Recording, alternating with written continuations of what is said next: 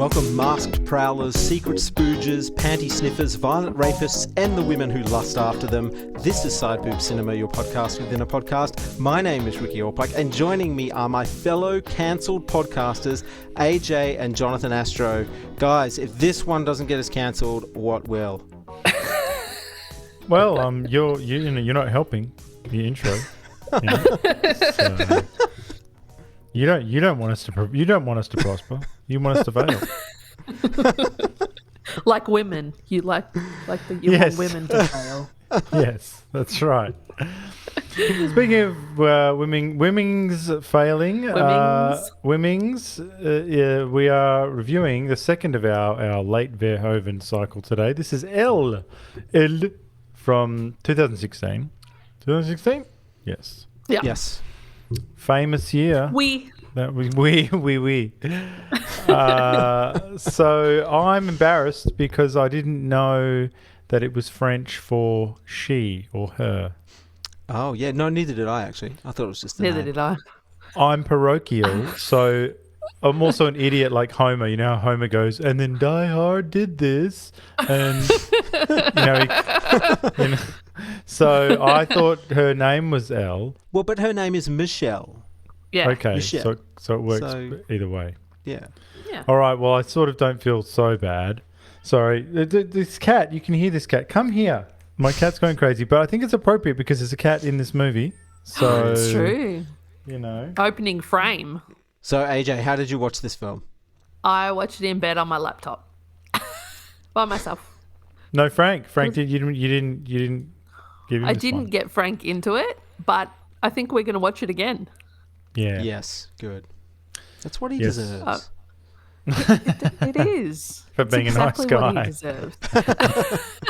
In the words of Christian Bale, you're a nice guy. You're a nice guy. I'm fucking serious. You're a nice guy. You're a nice guy. All right. Well, so I should knock off this synopsis and get. Oh, but before we do that, this is based on a book called by Philippe Gian. So he also wrote a famous sexy film, novel turned into a film called Betty Blue, which is like you would have seen it on. There's a poster that you would have seen. It's a chick and it's blue, and you would have seen it on a walls, and it's transgressive student sort of stuff, you know. Right. So anyway, he's a pig man, and I sent you a picture of him, AJ. And what did you think? Keeper or creeper? Keeper or creeper? Author edition. Just quickly. You saw his face. Terrible. What did you think? Terrible. He had that Clint Howard chic. You know, that sort of the gap tooth Yes. and Gap teeth. Gap crooked Yeah. teeth. but just looked like a pedophile, basically, is what Yeah. Did. Yeah. I feel he had a sweaty upper lip. Like he was, Yes. yeah, he's real creepy. All right, so here we go. The film opens big with the sounds of Michelle LeBlanc, played by Isabelle Huppert, being raped in her own home in broad daylight. The assailant, when Ricky's nodding, Approvingly. he went, the assailant, wearing a ski mask, wipes himself off and escapes, leaving Michelle to clean up the scene and herself, clearly shell-shocked by the event. Michelle doesn't go to the cops, nor does she tell anyone in her life, and we see her go about her business as normal, basically, managing a successful video game company that is on the eve of launching a gothic fantasy game. Their second game. We learn much about Michelle and her various relationships. Also, there's her diva-like mother who likes to nail young gigolos. Her punk bitch son who can't hold down a job and is about to have a kid with a total bish, sexy woman. That chick, but we'll get into that. There's Richard, the husband of her best friend, who she's having an affair with. And there's also her ex-husband Richard, who is now dating a hot young yoga teacher.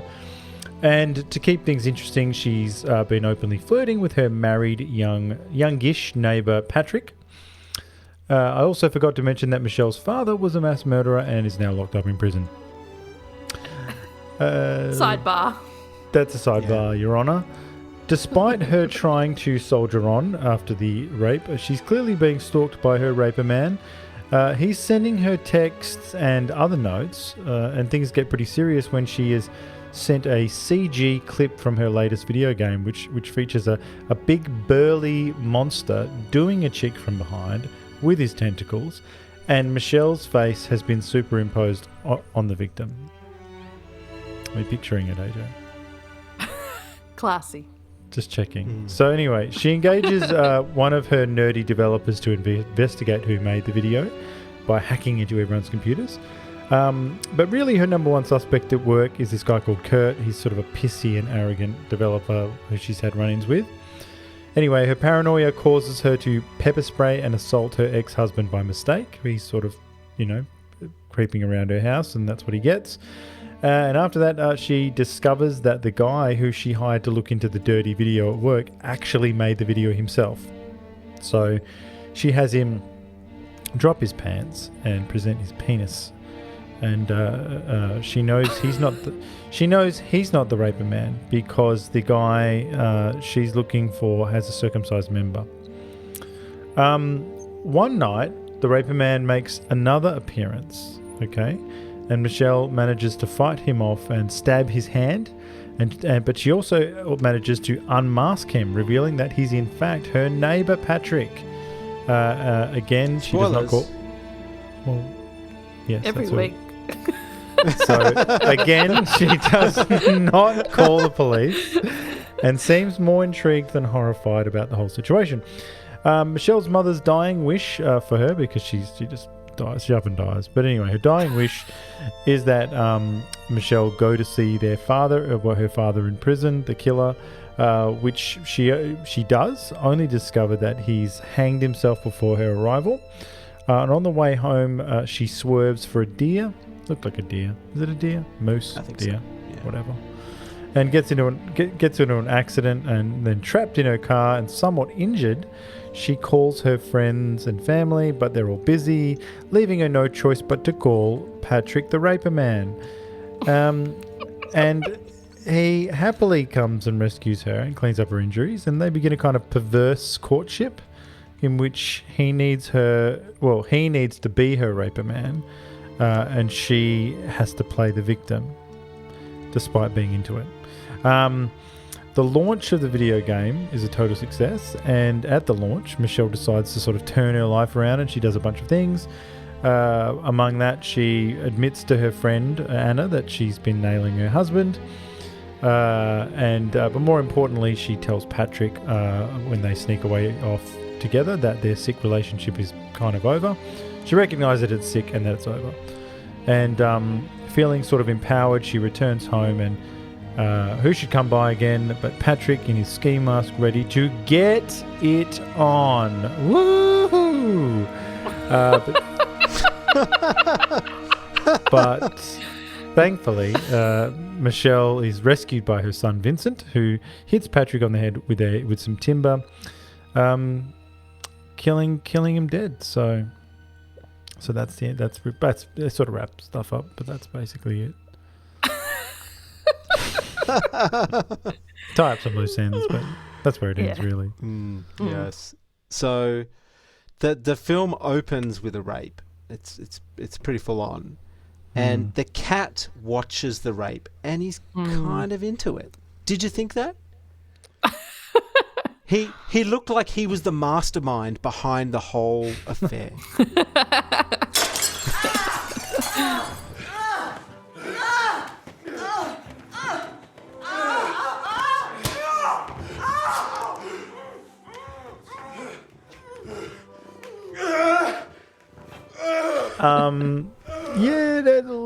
Look, it's a striking image, and the cat was mischievous. Marty, I think his name was. Marty!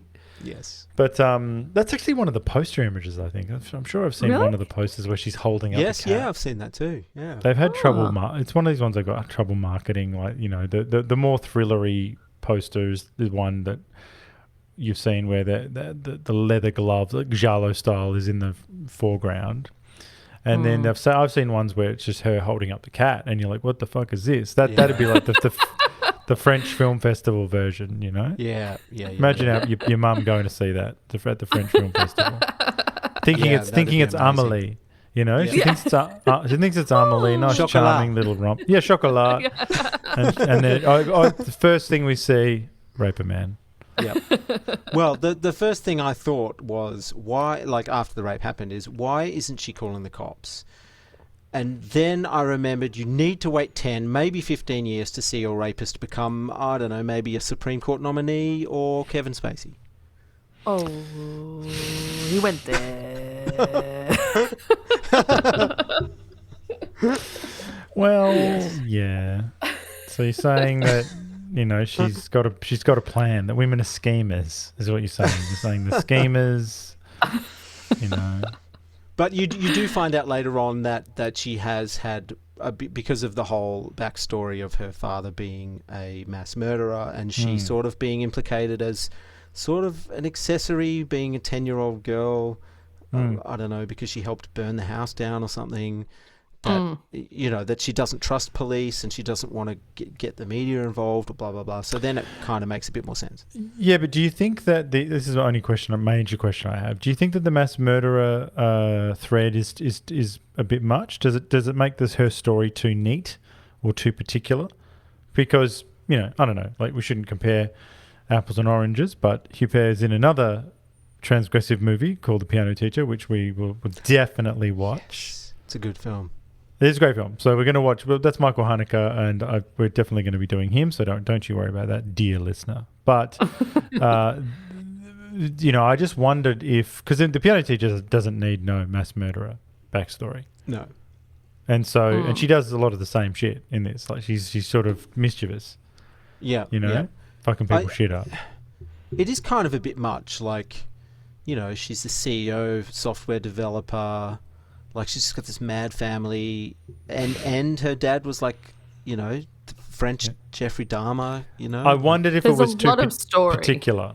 Yeah. But also, I don't feel as though they, I don't know, I just feel like they didn't spend enough time on the mass murderer stuff. Like, that could almost be cut off and turned into a different film or something, you know.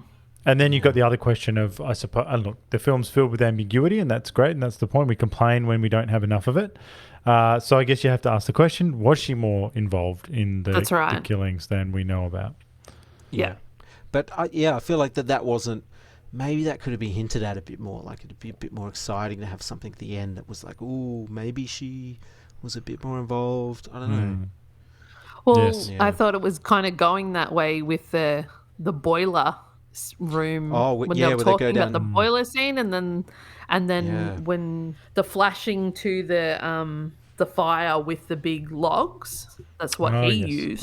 Wasn't that a weird scene? Like when, because they're, you know, she's found out he's the rapist. They're kind of having this weird relationship, and then he's, you know, she remarks that the floor is nice and warm, and he's like, oh, it's because the boiler I installed, and then he's like, do you want to see the boiler room? It's downstairs. Yeah. And she's like, yeah, sure. I mean, they weren't really talking about the boiler room, Ricky. They were talking about getting away from the stupid sun. He was saying, I want to take you to the depths, you know, because that's where Freddie lives, in a boiler room, really. So they've got a reputation for being, it's hellish as well. There was like this red gel on when they were down there, so it was meant to look like they were in the depths of hell, sort of. And she willingly went down there. Now, I have a few questions. Does Michelle have autism? Is it offensive to ask that?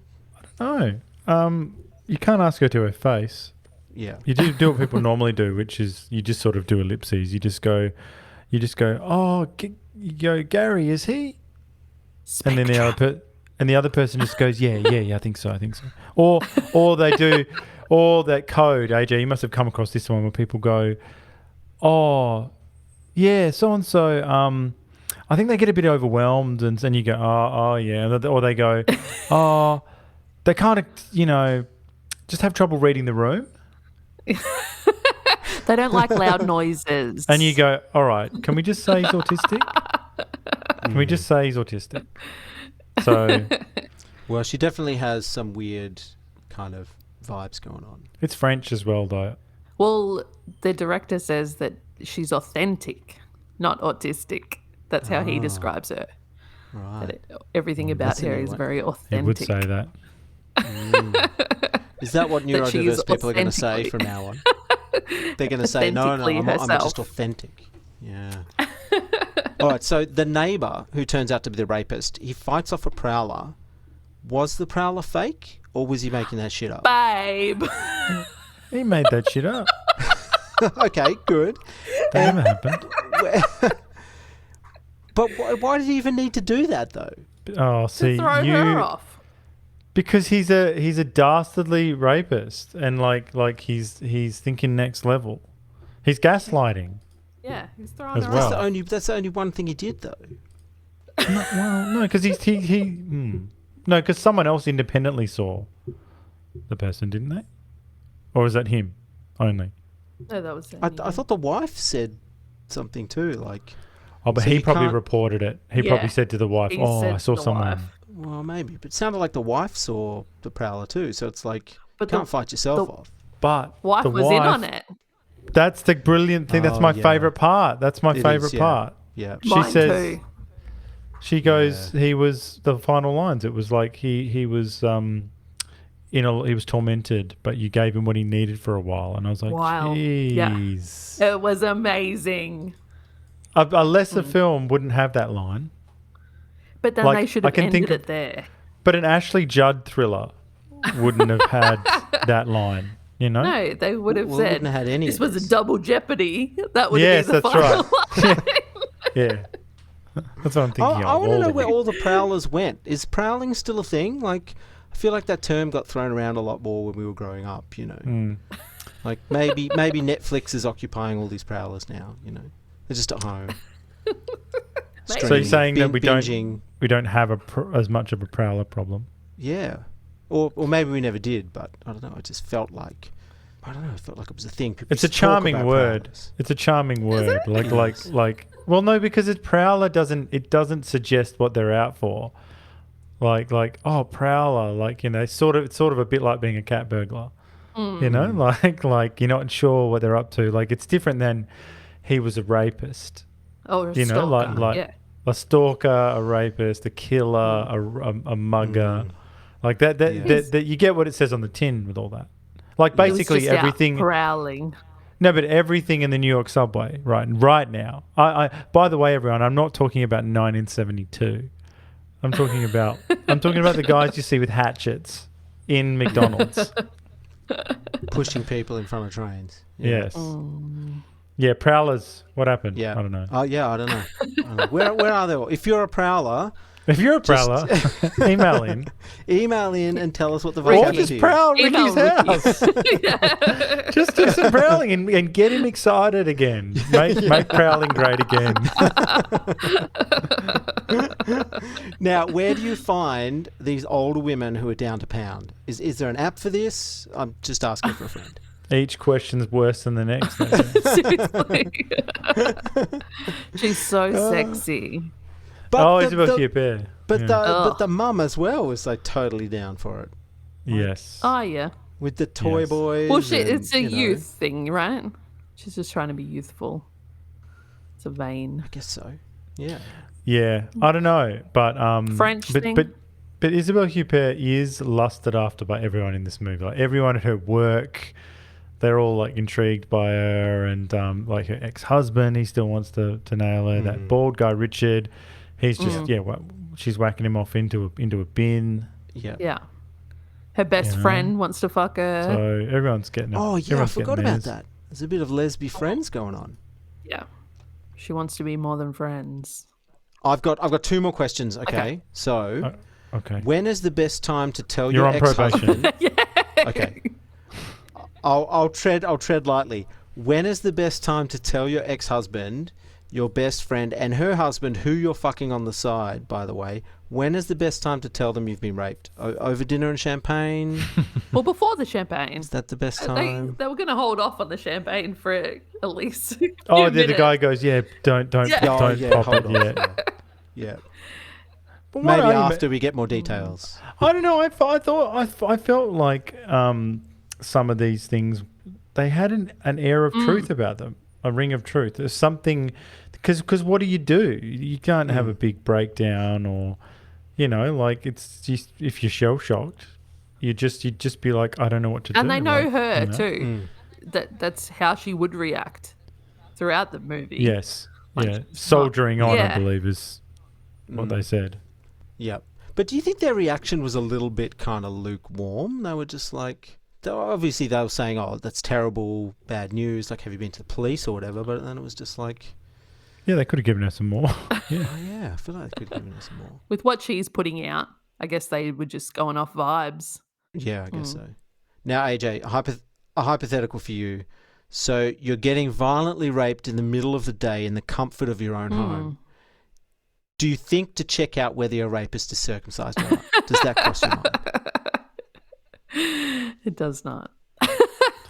No, well, the thing about the circumcised thing, like, I thought about this during that scene. I was like, well, the horrible question is, I'm like, oh, like, because she didn't really look down or anything. That's exactly right, like, yeah. Can you tell? No, you can't tell. Okay. Well, asked and answered. Good. Maybe she's just got like a exceptionally sensitive... Well, they said she's got a tight cunt. Okay, you leave it there. Oh. I believe the quote was something like, she said, would you say I'm tight for a woman my age? There was a lot of horrible things like that.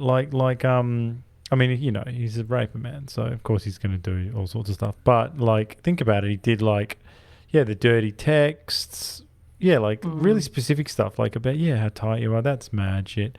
And then whacking off on her bed as well. With the jizz everywhere. Yeah. It was weird that he didn't question anything about that. He just he just got his dick out and then put it back in. And then he asked about the 10 grand. And he's like, am I still getting my 10 grand? Yes. Yeah, he's not getting a 10 grand. No. He's not getting it. What did you think about Silly that? Question. Kurt liking crushing. I've heard about that. That guys like. Yeah. Crushing of bugs. Yeah. Oh, yes. With their feet. Oh, that is gross. Yeah. That is gross. People are into it, yeah. They like the sensation. Well, the movie was grimy, but it wasn't too grimy. It wasn't Gaspar Noé. Yeah. Sort of. There was so much storylines. I feel like I didn't get overly caught up with the rapes. You did. So what you're saying is you didn't let the rape get you down. I thought it was a great movie. Yeah. I didn't let the rape get me down. Well, I was thinking that is this film a black comedy? Because there are a number of situations and scenes that are just really, really funny, like the baby birth scene. Okay, so the son is a total cuck. He's working at like a French McDonald's, a French equivalent of McDonald's, and he's got a girlfriend who is pregnant, and she is a total psycho bitch cunt, and so hot. And hot too as well. And probably dynamite in the sack. But so she has the baby, and there's this scene in the hospital where the baby's presented to everyone, and it's black. And there's the son with his best friend who is black, who is grinning like fuck next to him, with a big fucking grin on his face. And you're like, oh my God, that guy is the father, If it was in an American movie, that would be the end of everyone who was involved with this movie. It was so good. Yes. And then, so that's funny. And then you have this amazingly shitty Christmas dinner where, I mean, check out this for a list of guests, right? You've got your cuckolded son and his insane bitch of a girlfriend, your ex-husband and his new younger and hotter yoga instructor girlfriend, your best friend... Yeah, she was. Your best friend, who is also your business partner, and her husband, who you're having an affair with. Your ancient mother and her 20-something boy toy, Ralph, who announces her engagement to said boy toy at this party.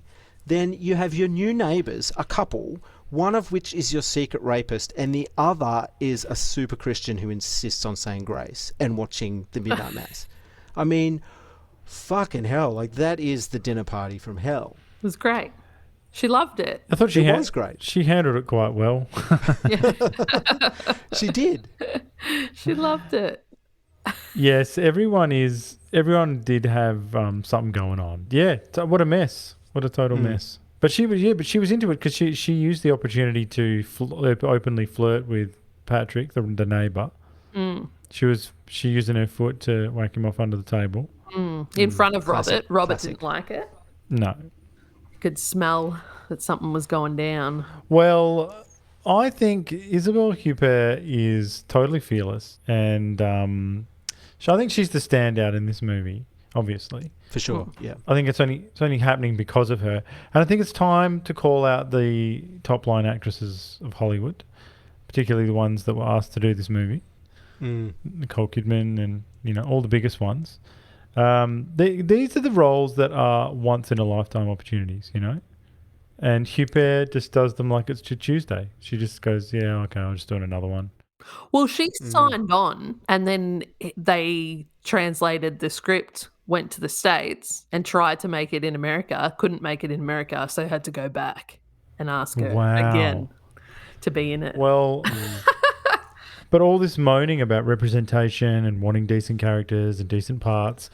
Well, ladies, there it was, the golden opportunity to show that you can act, and you didn't show up. And Verhoeven's got a great line where he says something like, "I hope all those women watch the movie." Yeah. Well, I have a quote from Verhoeven here. So he told The Guardian that he reckoned the only American actress who would have been willing to play it was Jennifer Jason Leigh, and he said she would have had absolutely no problem. She's extremely audacious. But an artistic presence, and we were looking for names. He said Verhoeven's inability to convince a major American actress to play the part left him frustrated. As he later explained, I agree that there are not many female parts, certainly not in American cinema. It's weird that when there is one, they lack the audacity to be controversial. I hope all these actresses see the movie. I hope they do too. And what do they want though? Like we'll get into this this review. There's a fantastic review which we'll talk about later. But what do these actresses want? What do they want to play? Do they want to play Princess Diana? Do they want to play a savior character? Do they want to play they don't want to be wives and girlfriends, which is fair enough. Nobody just wants to be wives and girlfriends. But what do you want to play? Like, how many of them really want to be Eileen Wuornos in Monster, which I bring up all the time, or to make themselves ugly or nasty or I don't know, damnable. How many of them want to do that? Or if they do, they want to be hot. They want to look hot doing it. Yeah. What's that Natalie Portman film? It's like a sci-fi film where she, it's like an all-female squad, and they're like commandos. I feel like that is what they want. Yes. Oh God, what's that one called? It's awful. Done by the 28 Days guy. Alex Garland did it. Yeah. So it's like sound shit. Girls kicking butt. Annihilation, which I haven't seen, but I've never even heard of it. It's awful. Is that the one she made here? She made that in Australia? I don't think so. I'm not sure. It's a Netflix one, and it's got I think Oscar Isaac's in it. Anyway, it looks like it's about kicking butt. So it is, yeah. Yeah, I don't care for that. Kicking butt. But I'm going to jump ahead to one piece of trivia that I had because it's related. Nicole Kidman expressed in a Vogue interview that had she been offered the role of Michelle, she would have accepted it. However, Paul Verhoeven has previously stated that she was the first actress he approached to play the part. So who's telling the truth here, I think Nicole should have jumped on board. Well, he's desperate to make this movie. I think I'm going to go out there. I'm going to go out on a limb and say I think he, by virtue of the fact that he's a director and the kind of director he is, I think he works 1,000 times harder at every stage of the production than Nicole Kidman ever has in her life. As much as I enjoy her performances, she's got a lot of free time, is what I'm saying. This motherfucker's got no free time. And in fact, he's got projects you ain't never heard about because he's been working on them for years and they never got up. So he's on the hustle. He would have been begging and pleading for someone like her. I can totally believe him asking her or her agent or whatever and not getting a response. absolutely. Yeah. I'm really glad that didn't happen. Well, she's capable of and when was it? 2016. Her She's starting to face look pretty isn't. weird. But she did Birth, which is a great movie. That's a really great movie. That's done by the Under the Skin guy. Oh. Ah. So actually, we should watch that Birth. Got to remember that. So I got nothing against Nicole really, but you know, this is just part of that to that point I was making of, you know, I don't know. Women have been particularly actors have been complaining about bad parts forever. And then, you know, here comes one and it's like, oh, too controversial. It's like, yeah, but like, you know, what do you want? Like, what do you want? Do you just want to do, I don't know, play the fairy queen in Midsummer Night's Dream again? But it wasn't even bullshit that her being the top of the gamer world or whatever. Like that wasn't even, that could have been such a throwaway bullshit part. But I believe that she was the head of that company. I was there with so her. did I. And it wasn't fucking girl power. You got this because of some bullshit reason. I believed it. I loved it. They realistically portrayed people working on a project. Yeah. Yeah. It was crazy. And trying to get the project out, like, you know, like it was actually the whole video game thing was very real. Like, you know, when you watch a movie where they come up with something like that and the game or whatever is so shit or so just, you know, it's just written by people who don't get it and you go, oh God. Like, but this just seemed totally legit to me. Yeah. Well, the game in the film is an actual game. Right. What a wicked game. So it's called Styx, Master of Shadows, and it was released in October 2014. Right. Is there really people getting dogged with tentacles? I don't know. I haven't. I sent you guys the trailer, but you probably didn't have time to watch it. But there's no people getting slammed in that. There's no hint that that's what, you know. But it probably would happen.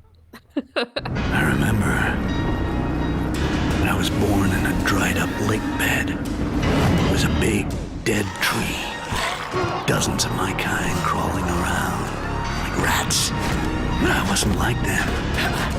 I was a rat of another kind. My vision blurred. I don't know what happened before that. I could remember only one thing. A name. Styx was the only thing I could think of.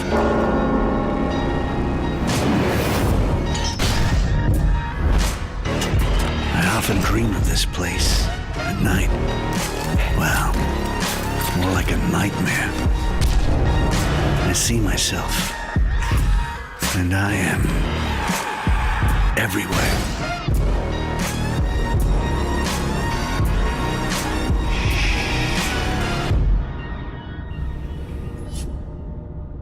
See, I'm not a gamer. I don't really know, and I haven't done the research, but there must be sexy games out there where you nail people. No, people go crazy. like there's a whole big thing about, like, you know, you're not allowed to. It's mainly violence which you're allowed to do. It's like in Grand Theft Auto, you can kill as many people as you want, but when there's something to do with the hookers or whatever, then that's like the worst thing in the world.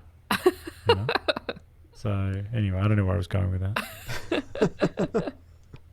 Well, look, I think it might be that time. Where'd you get those creepers? Creepers, creepers. Where'd you get those eyes? 'Cause y'all get up. It's Keeper or Creeper, AJ. Just a couple tonight. Look, we don't. I think a good contrast. You know, like it's really quite clear. You know, left or right decision. I mean, it could be. Look, I still can't believe last week I blew the keeper sweep. You know, so I've got to try and I don't know, like broaden out a bit. But anyway, tonight they are quite diverse. So we've got Jonas Bloquet as Vincent. That's Michelle's son. So a bit of a younger dude, younger energy. You know, excited. I think he might be in his 20s. Started a new career recently. And staff discounts are coming your way if you want them. It's true. Sundays, free Sundays are coming my way. Sundays, who knows, burger, chips, whatever. Anyway, overall he's easygoing, and like some of the other guys we've encountered before, this guy, he really wants you to be happy. So that's his main deal. Just wants you to be happy. And if you happen to, I don't know, backslide and have, someone else's baby, I think he'd happily step up to the plate. No questions asked. But no questions asked. So, and look, I think just overall, the main thing to keep in mind with him, emotional sort of guy. So, that's where he's definitely emotional. Well, you've met Frank, so that's par for the course. Yeah. So there you go. So that's Vincent, and in sharp contrast, we have Laurent Lafitte as Patrick. This is Michelle's neighbour. So fit, somewhat swarthy in appearance. So they've got quite a contrasting look. Vincent's sort of fair, and whereas Patrick's definitely got a darker appearance, black hair. He's got a pretty serious job in finance. So but it's a bit dry, but that's what he does. Snappy dresser. I thought he was put together. Air of competence, capable. Yes. Capable man. Studies martial arts as well. That means he's disciplined. Probably listens to Joe Rogan, I would have thought. Yes. Assertive. Goal-oriented as well. So yeah, that's true. Knows what he likes. I'm saying he wants something, he's going to reach out and grab it. All right. And just finishing up, maybe a bit demanding in the bedroom. No big deal. It's just I just thought I'd have to got to mention that off the cuff. Might be. I don't know. He hasn't told me what it is, but just maybe. I'm sure it's nothing too bad. Anyway. That's Patrick. So we've got a good, nice contrast here. Vincent and Patrick. Vincent, they're both very good looking. Vincent's a little bitch, though. Absolute bitch. Punk bitch. How much did he how much did he, how many punk bitch moves did he have to make before you were like, no? Oh, from as soon as I saw him. Punk. Okay, so it was next to none. Yeah, just one. Whereas Patrick, you're right, competent, knew how to handle himself, is a dirty raper. So I'm gonna have to say, creeper sweep. Creeper sweep. Well, it's all right. Not very surprising. Handsome. No. Yeah, I'm always interested to hear what's good looking. As I said, I have no idea what any woman in the world thinks is good. No, because with guys, we say shit like, oh, Bruce Willis is hot. Yeah. And he's not, though, is he? No, he's not. So we say that because he's wicked. I would say, only obvious, but the guys I think are hot are sort of La Femmes because I'm into chicks. So I go, oh, that Jared Leto, he's pretty hot, eh? Jared Leto. Okay. Because Jared Leto, if he tucked and just grew his hair out, you could pass, and then we'd have a good time. So, it's rare that I go, that guy again. And Ryan Gosling, he's a bit of a La Femme too. Like he's got that sort of. When he shaves. Yeah. Gosling's hot, though. Yeah, but that's what I'm saying. But when these guys, I'm like, really? I don't know. Well, now I know. Where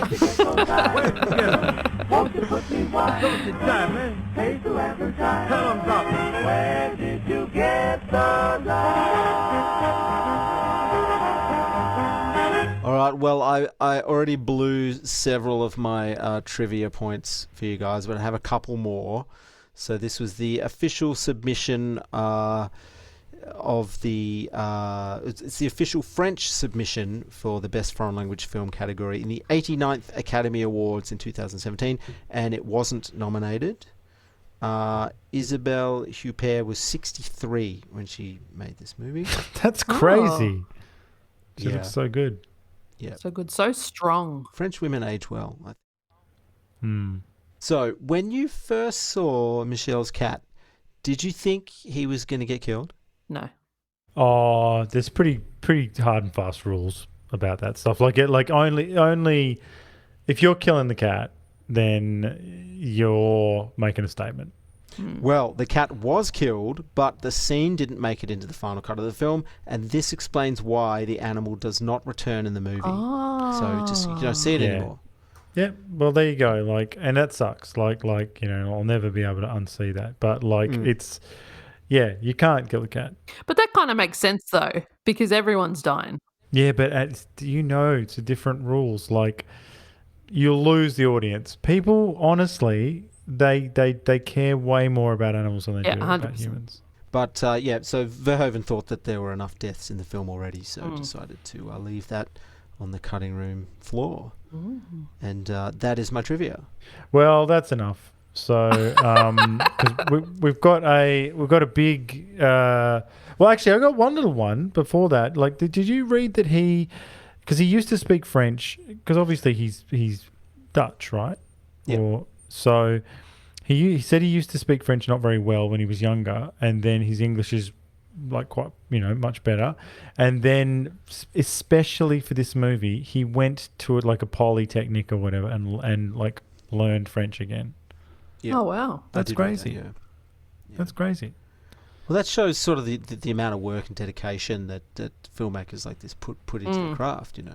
He probably did that, and then they sent it to America, and then he had to, you know what I mean? Like, brush up again, that's what would happen. Oh, yeah, awful. And what was Nicole Kidman doing? Just putting on another funny nose and just getting more work done. Like, more work done, yeah. If I was you, I'd wanna be me too. I'd wanna be me too. I'd wanna be me too. Well, look, we've got a big Me Too meter tonight, a special edition. So we'll have to get into it before too long. First things first, heavens to Bechdel. This is our Bechdel test. So remember, everyone, the Bechdel test is an informal way to evaluate bias against women in films and other media. And it's said to pass the Bechdel test if it has two named women who talk to each other about something other than a man. Okay, that's 3 points. So we've got Michelle and Anna. So they're friends, and they talk about Michelle's stalker, and they also have a lesbian dalliance. So fail. But also, there is a scene where Michelle is talking to one of the midwives outside of the hospital, and she talks about how...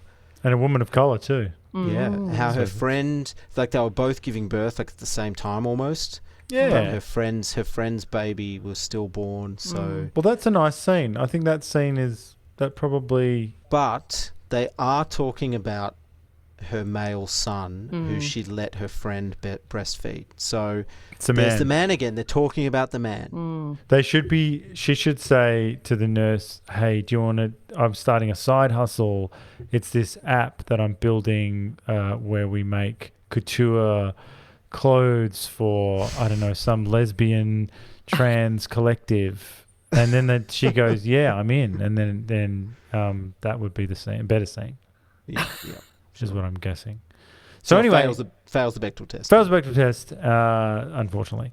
Now, this is a special edition of the Me Too meter because, you know, I like to write my own charges, but you sent me a review that, honest to God, is better than anything I could have ever written. It's sort of like a parody of a review. It's that good. So, I mean, we're going to go through this thing, as much of it as we can. Let's just get into it. So, this is from theguardian.com, okay?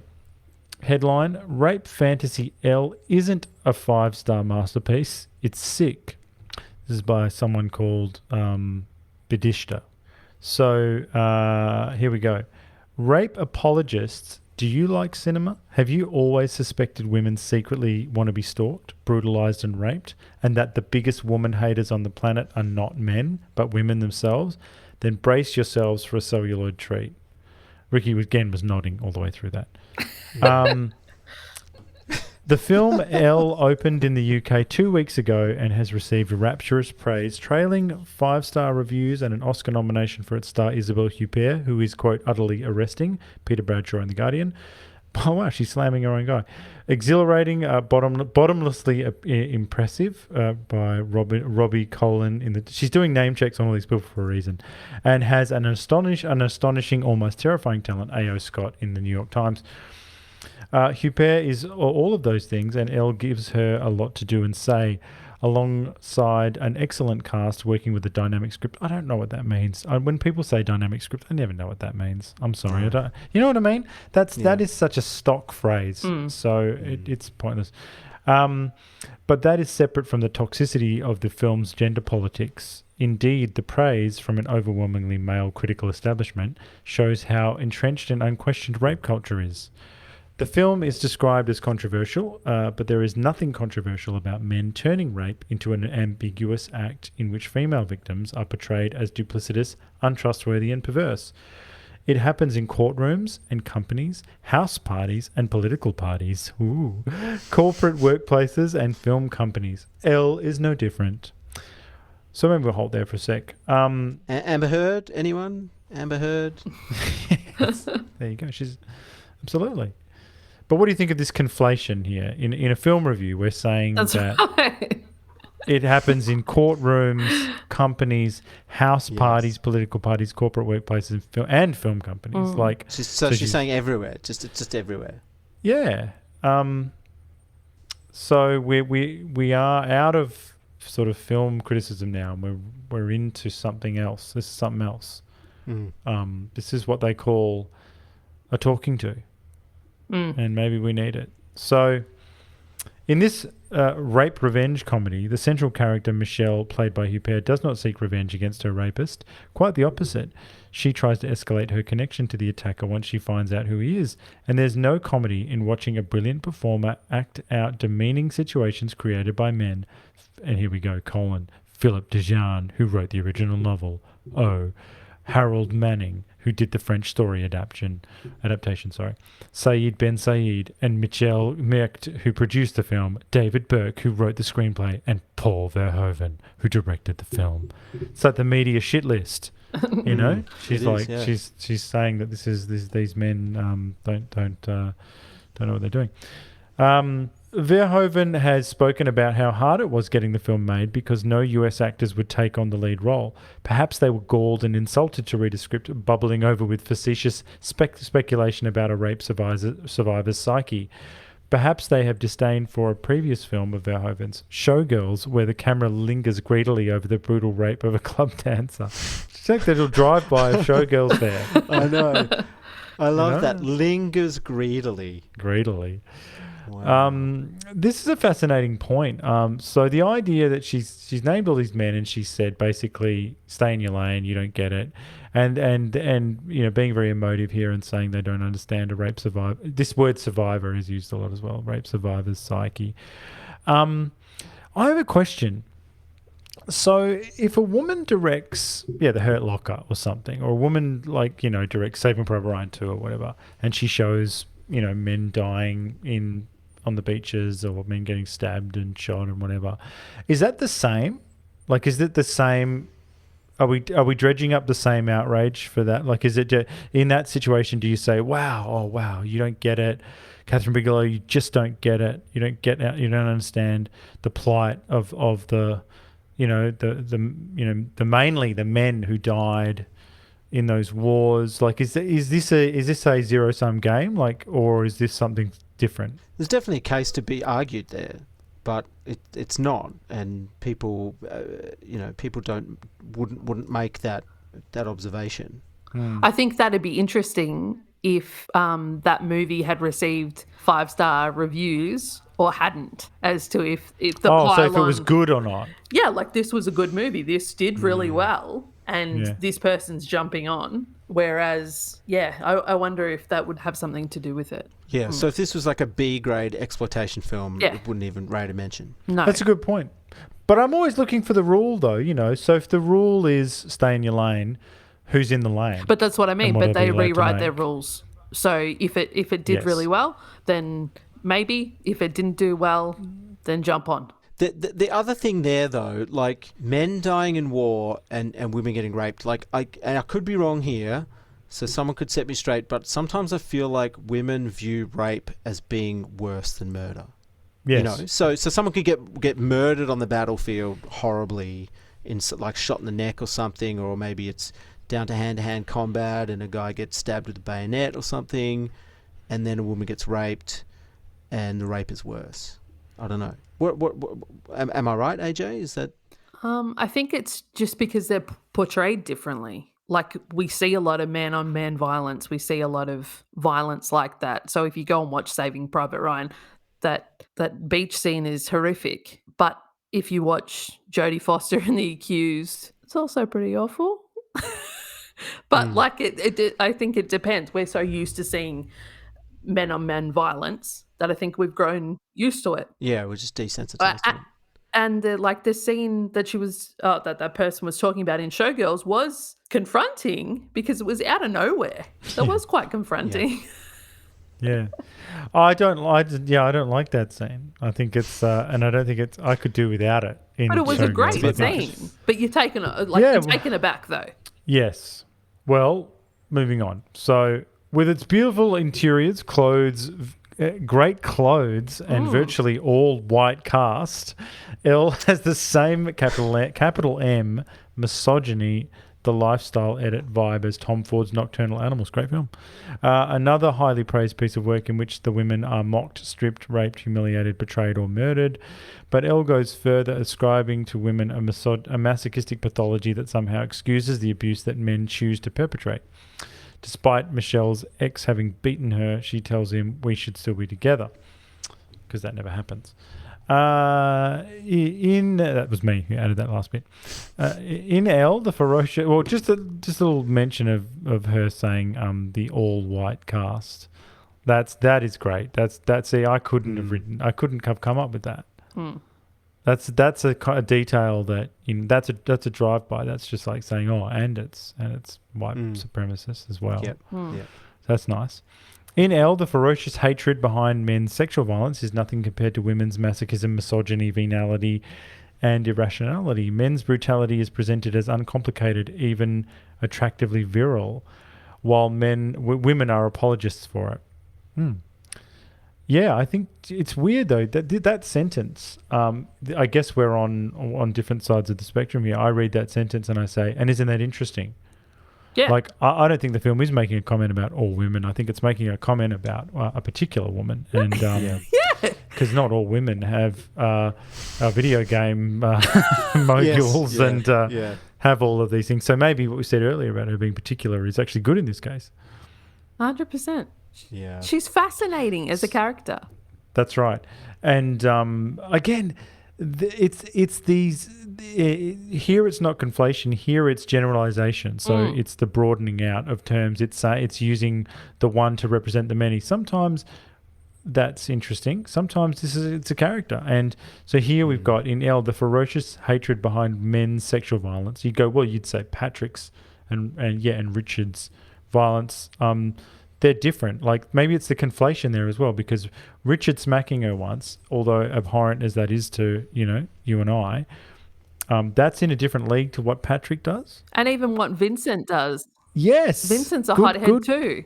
He is, that's right. He is. Yeah. So we're presented with different types of violence, different shades of violence. It's levels, Jerry. It's levels. That's right. So Elle opens with Michelle being viciously beaten and raped in her Paris home. There are some moments of psychological truthfulness, Michelle's numbness in the immediate aftermath of the attack, which leads her friends to think she is bravely soldiering on, her aversion to and cynicism about going to the police, the flashbacks and brief fantasy of having fought back, the impulse to buy mace and an axe and enroll in a gun range, and most correct and chilling of all, the fact that the male perpetrators in this film are functional, outwardly nice guys, friends, colleagues, and family men. See, ladies, I've told you this every time. How many Me Too meters have I told you? That what men are thinking is, how can I be rape a man to you? That's what they're thinking. All of them. All of them. You know what? This is going to be controversial, but good people do bad things, bad people do good things. Like, it's not as black and white as that, That's right. Yeah, and that's why, certainly in film. to maybe bring up an extreme example. Oh God! Don't bring up Hitler. Don't bring up Hitler. No, this is not Hitler. The Claremont killer, the serial killer from Perth, WA. We were growing up. 3 women got abducted and murdered. You didn't hear from that guy for like 20, 30 years afterwards. You know why? He got married. He had kids. He stopped being a... And that's common in serial killers. So, and I'm not saying that guy's a nice guy. I'm not saying he's a good guy. You're a nice guy. I'm fucking serious. You're a nice guy. You're a nice guy. I'm not saying anything about it, but I'm just saying it's more complicated than that, you know. Like, and I'm sure his wife of however many decades probably didn't know anything. But this is what the Liliana Cavini in the Night Porter was saying about her characters. You know, the underage girl who falls in love with the Nazi at the camp. You know, she was and Lars von Trier is the same. They're thinking like us. They're thinking, human nature is dazzling in its profundity, in its breadth, in its depths, and you know, I can't fit it all in my brain. You know, the human nature. It's so strange the way people behave, and what comes across in these reviews is just what fucking literal minded bores these people are. This is such a lack of creative thinking. I think you need to be not just a critical thinker, you need to be a creative thinker. You need to be able to creatively engage with stories and go and make your own and make connections that aren't obvious. And well, none of these are particularly obvious, really, but it's all quite boring. So, but then it gets really gonzo, she says, like full-on sexploitation shtick. When the rapist attacks again, Michelle fights back, unmasks him, and it's lust at first sight. Her terror turns to rapture. The fear in her eyes becomes a smolder of interest. In Elle, abusive men are depicted as the real victims of women's demented caprices, while women are portrayed as complicit in their own abuse, as wanting it, engineering it, deliberately provoking it. The whole ridiculous situation is unbearable, says Michelle at some point accurately. I dispute this. Like, I mean, maybe I missed it, but I didn't really see her terror turn into rapture the way she's saying it, you know. And it was quite nuanced, wasn't it? Yeah, and I also don't see that abusive men are depicted as the real victims of women's demented, what does she say, caprices. I mean, Vincent's getting punked. Well, he is. He's getting punished, but he's a punk bitch. Like, well, and that's right. And the ex-husband is too. He's a punk bitch too. The chick breaks up with him, and she has to throw him a bone with the video game. Yeah, but I feel like they're punk bitches, and it's their fault. You know. Yes. It's not the women's fault. No, they're punk bitches. That's right. No, well, that's the beauty of being a punk bitch is that you have entered into the covenant yourself. No one tricked you. No one said, "I'm going to force you." You said, on some deep level, "I love it. I need it," and then you've gone in. Eyes open. Yeah. So she is depicted as a spiteful sneak. Well, are we going to cover the biggest question, or do I leave it until the end? Or maybe I'll leave it. She is depicted as a spiteful, sneaky woman betrayer with an eye for her friends' partners, because that never happens. She is also disgusted by her mother, who is portrayed as a deluded grotesque, who still has a soft spot for Michelle's father, who was a serial killer. Michelle and her female friends repeatedly refer to her son's girlfriend as a slut, because no one says that.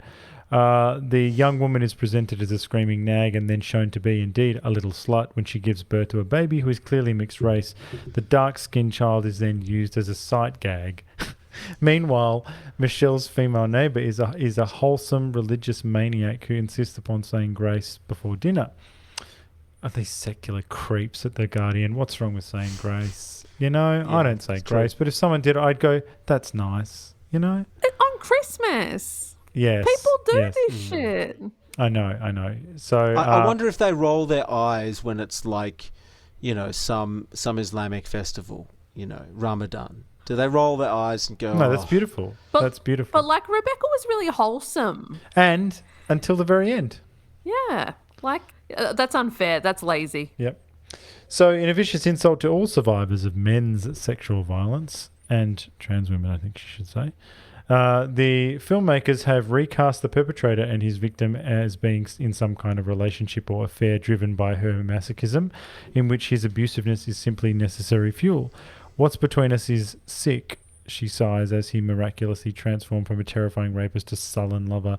Drives her home like they're a couple, which is great. What a great and weird scene. It's a classic malicious lie that rape awakens women's sexuality. I mean, I love her looking past the great scene, looking past she's named it. Isn't that weird that you're sitting there going, oh my God, that's her rapist, and they are acting like it looks like I've been in those scenes where your relationship's dead or whatever, and you're in the car with this person, you know, the car's the and worst. That's what I know, but they've captured it. I know, they've it's captured beautifully. that thing, and I'm like, and this woman's looking past that and saying anyway. This about woman rape thinks culture, that she fucking walked into a documentary. She doesn't realize that it was. Yes, I know. A dramatic presentation. A docudrama. So, okay, almost finished. Watching Elle, I wondered if Verhoeven and his all-male club really know any women. Do they know that we are not like this? That this is not how we react, think, feel, behave? Do they know what it's like to survive male abuse? If you're a woman as cool and capable as Michelle, why has the critical reception been so wholeheartedly approving? Is it that Elle is too ludicrous to take its gender politics seriously, or too confidently presented to be challenged?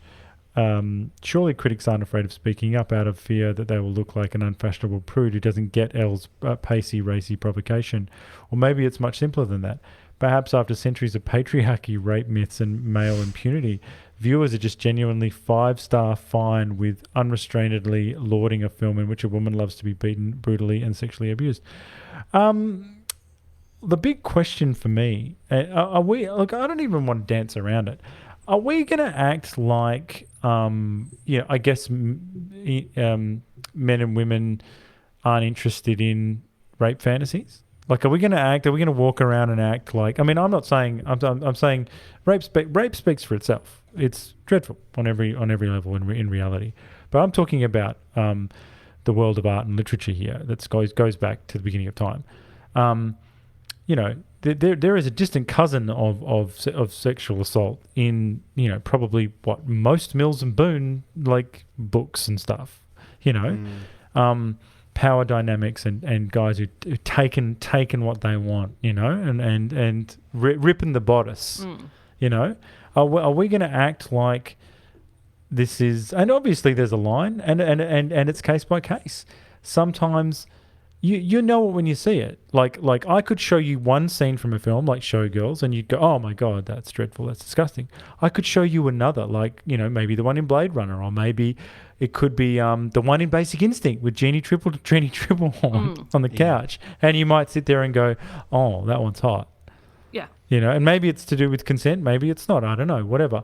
But the thing is, I deal with film and make-believe. I don't deal with whatever the fuck this woman's on about, which is, I don't know. This is something else. I don't know what she's talking about here. But it sounds like she hasn't even watched his other movies because he says, I'd rather hang out with women. I tell women's story. Like, he's all about women. Well, she's not into it. She says he's got an all-male club.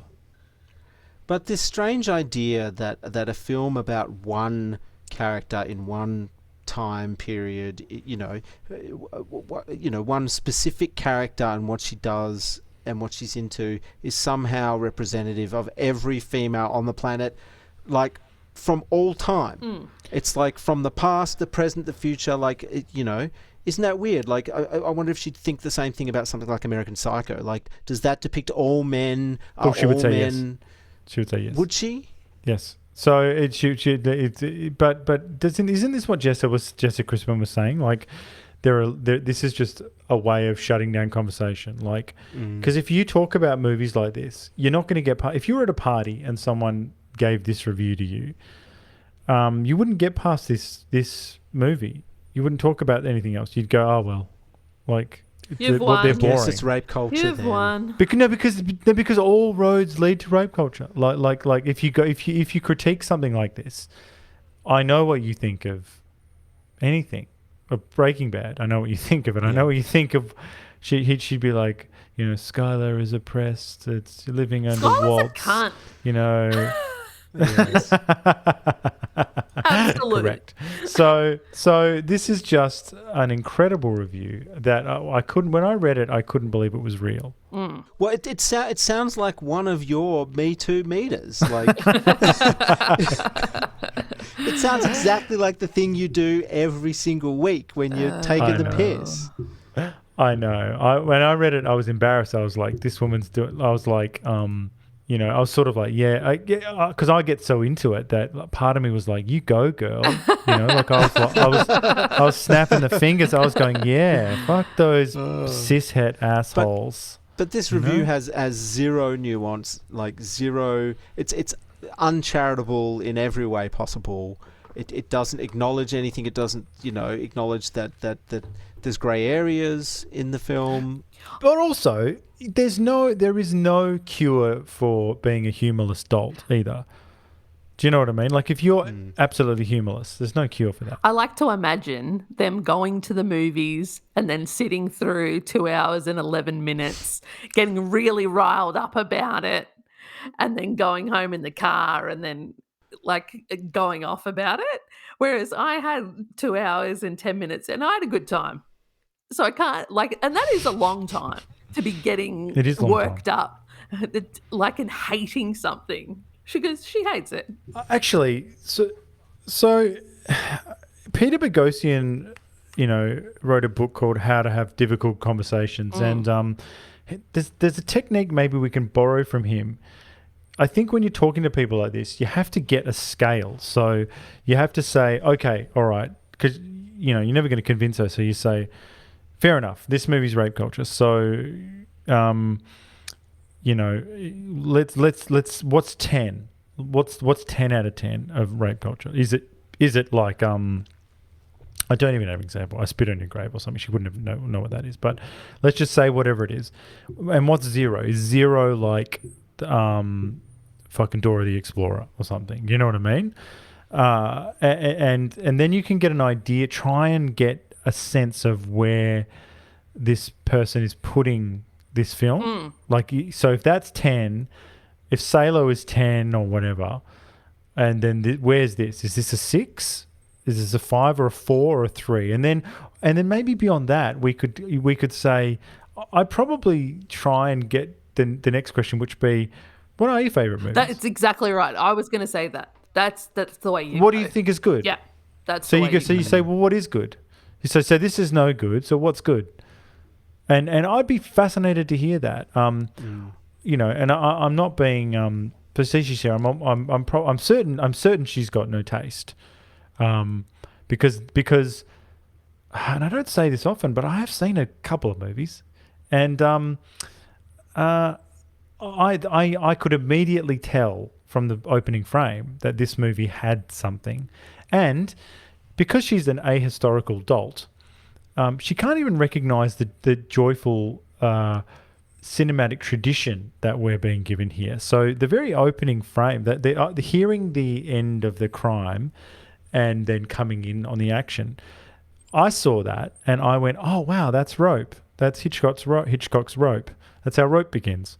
Right. So and I know that he's avoided genre in this. He's tried to do something out of genre, but still, it's Hitchcock's in our blood. And so opening like that, I was like, oh wow. And then even later on, she looks out the window and she's got the binoculars. So, oh, there's Rear Window. Yeah. So there was a cinematic tradition going on here, and she doesn't engage with that at all, and that's a shame. Yeah. That's a real shame because it's joyful and yeah, I mean those films are darkly funny. Gallows humor is Hitchcock films and Verhoeven films are filled with gallows humor. The sort of the darkly funny. Like, I don't think this woman understands that. The whole point of the build-up of Josie having the baby, like, it wasn't a cheap gag. It was the building up. She's a bitch. It's definitely not going to be his. How do you show that it's not his? But simply by making him a few shades darker, then immediately they don't have to say anything. Like they didn't in the scene. How else would you do it? You couldn't do it. Well, you'd have to have them come out with red hair and then be a guy with red hair. Yeah. Yeah, but that's not as convincing as, you've just had an African American baby. And it was a payoff. It was amazing. They're French. French African. You just Anyway, so I'm with you. Like, but that's the thing. Like, show don't tell. Yeah, 100%. Yeah. So you go. That's how we're going to do it. Yeah, and that does make the audience chuckle. Not because he's black. It's because that, of course, she's fucked someone else and that he's not the dad. And Omar, the black guy, was beaming. Yes. Yeah. Everyone was bummed out and he was beaming. Yeah. Would you be beaming? But Vincent wasn't even bummed out. Well, it's probably not him. He was pumped. Like, it was amazing. It's probably not him, but it doesn't matter. That's why the film's great. Like, there was a possibility that it's not him, but it's another black guy. I kind of didn't think it was him because of the talking about. That's the first thing I thought. Because they mentioned so many other guys' names that I figured it was just one of the other guys in the commune. And she's got a tattoo with the guy's name Eric on her tit. So and it's not Vincent. So good. Actually, she's such a bitch, and she looks at Michelle, the mum, while she's kissing the son. Yeah. Yes. Yeah. It's grotesque. It was amazing. It was hot. So anyway, that is our special edition of the Me Too Midnight. We won't do that often, but come on, when it's that good, and it's from, I can't, dear listener, I talk about The Guardian and what villains they are, and this is outstanding. This is an outstanding. It is an absolute gift. So thank you, Bidishta. You know nothing, reviewer. Thank you. But anyway, what do we give it out of 10? I think it gets 10 out of 10. I think it gets full Ashley Judd pussy hat.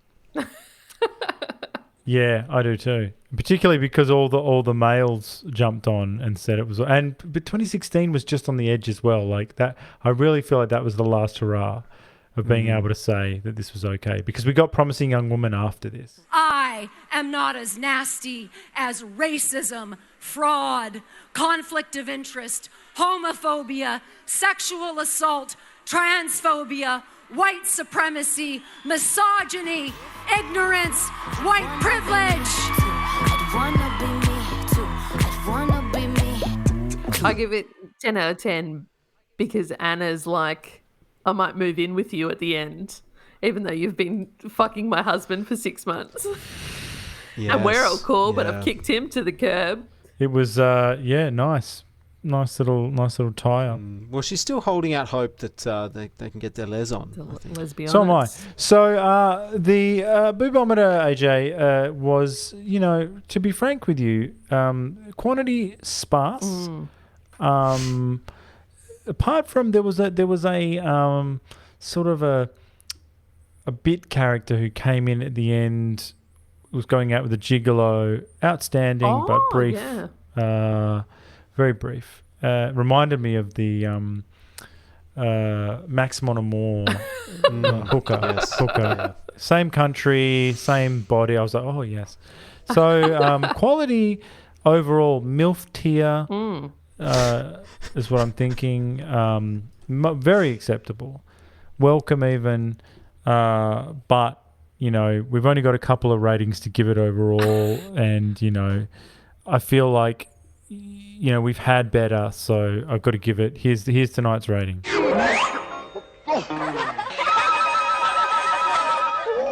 Matron, take them away. So that's Kenneth Williams for you. Well, you didn't close your eye as much, so that's how I know. No, well, I mean that's it went licking Bill your Verhoeven's lips. done his work here. He made me pay for it, and so it wasn't it wasn't, but it wasn't you get nothing, so it was something. Well, she had nice older titties too. Yeah, but it was just I feel like that I was treated with, that Paul wasn't looking out for me, like he was sort of interested in other stuff. He's like, getting caught up in how to shoot it and all this stuff, and I'm like, yeah, whatever. Just like let's not focus on. Don't worry about the lenses and that. Let's just get down to the brass tacks here. I feel like he wasn't doing that, but I feel like next week he might come through with the goods in the next film. What is the next film? It's Benedetta. So this is I hope this isn't his swan song. But he's in his 80s now, and it takes a long time to get these movies up. And so what is he? He's 84. So Shit. 2021 Benedetta. So similar some people have come across. So some people who worked on Elle have worked on this. David Burke, he worked on that other one as well. I'm pretty sure Anne Dudley, that's his composer. She's on the speed dial. Oh yeah. Maybe I'll finish by my thoughts by saying, same as last week. We brought up this last week. I want Hollywood Verhoeven. I want these stories. I want Michael Douglas. I want Jan de Bont, DOP. Like just the look of Basic Instinct, the look of it. Like Elle was and look, he's done Basic Instinct, so he wouldn't like to repeat himself anyway. But at the same time, I just want more. I love the way it looks. It's just gleaming. Like that first shot of Catherine when she looks over and you can just tell. I look at that and I'm like, oh my God, I know that they've got the biggest light up the hill, like cut with diffusers down to next to nothing to light her up like that. Like they've got all Hollywood's firepower, just, firing on all cylinders. Jerry Goldsmith. I want Jerry Goldsmith. He's dead. He is dead. But Jerry Goldsmith, you don't appreciate. People need to appreciate Jerry Goldsmith. Yes. You don't appreciate someone like Jerry Goldsmith until you realize that like he can just bang something off and it's got a life of its own. Like the theme for Star Trek: The Next Generation. I'm pretty sure. How about that's Chinatown knocked together in 10 days? Bum, bum. There you go. He's the man. Like he's just and he. I just know his scores for all of these movies would be magnificent. They'd just be great. But anyway, it's a different phase, and put all that aside, accepting what we've got, and Elle is great because it is a different. Let's face it, if it wouldn't happen in America. Nah, Elle was wonderful. Great. Yeah. Where it was made. Well, thank you, Jessa, for recommending it. Yes, and I guess we said what we said. You went pretty hard at the start. Balls to the wall, Rick. Yeah, he calmed down. So that's all right. Got a bit excited. All right. Until next time, long live the new flesh.